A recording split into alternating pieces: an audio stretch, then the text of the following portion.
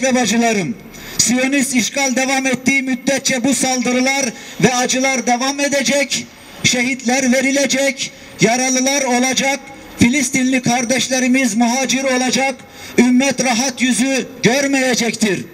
Bu saldırı ve işgali bitirmenin yolu iki devletli çözüm, işgal rejimiyle ilişkileri normalleştirme safsataları değildir. Tarih ve günümüz şahittir ki bu işgal çetesi kınama, açıklama ve protestolardan değil, sadece güçten anlar.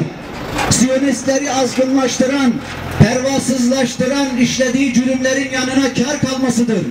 İşledikleri cürümler cezasız kalırsa bundan sonra daha büyük katliamlara girişecek, Allah muhafaza bir sabah Aksa'nın tamamen işgal edildiği haberiyle uyanacağız. Buna asla izin verilmemelidir. Kudüs'e selam, direnişe devam. Kudüs'e selam, direnişe devam. Aziz Müslümanlar, Allah azizdir, İslam azizdir, Kudüs ve Aksa azizdir. Zulme, işgal ve talana teslim olmayıp direnenler azizdir ve aziz olmaya devam edeceklerdir.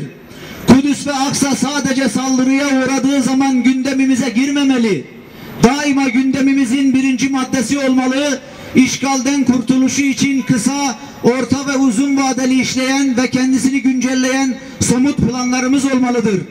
İşgal rejimini zulüm ve işgalde pervasızlaştıran Müslümanların birlik olmamalarıdır. Gelişmelere göre tavrımızı belirleyecek ve işgal ve talana karşı hep birlikte karşı duracağız.